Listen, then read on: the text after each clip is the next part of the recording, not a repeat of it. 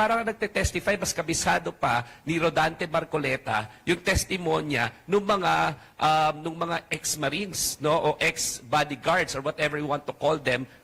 But what's certain is a lot of them were dishonorably discharged and have a bad track record of telling the truth.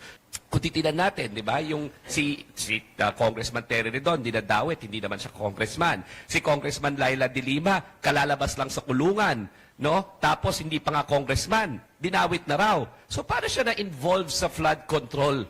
E nakakulong ng 7 taon. Paano nangyari yon? Tapos pagkalabas, kasama na raw siya bigla. Di ba? It's a clear case of discrediting credible people kasi nangunguna sila sa kritisismo dito sa mga Duterte. Si Father Flavi, merong vow of poverty na pare na tumutulong. Talaga? Tumanggap ng pera? ICC, binawit. Talaga yung mga ICC, yung pinakamatitigas natin na criminal investigators in the world. Ha? Na grabe po ang pagsasala ng credibility dyan, ng track record. Hindi ka basta-basta. Tapos tatanggap ng ganyang mga pera all of a sudden, no? And then kung titingnan mo si Manny Villar, si Loren Legarda, kasama daw to sa listahan, bakit hindi na dinidiscuss? At sino ba talaga ang nagte-testify? Sorry, si Mark Villar. At sino ba talaga nagte-testify? Parang nagte-testify, mas kabisado pa ni Rodante Marcoleta yung testimonya nung mga ex-Marines, no, o ex-bodyguards or whatever you want to call them.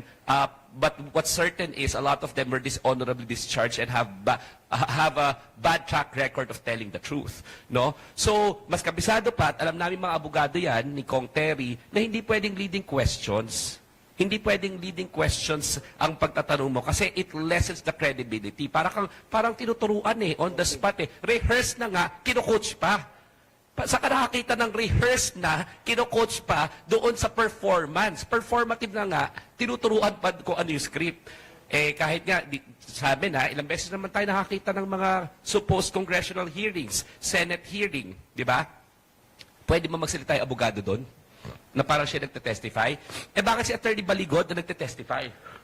Bakit hindi niya pa mag-get yung acts together niya? Sabi ni Attorney Baligod, baka 40 million.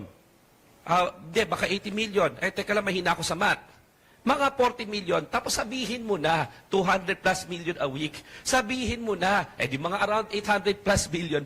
Pwede ba yun sa korte? Gaganon ako sa korte, sabihin ko, Your Honor, sabihin nyo na mga ganito po.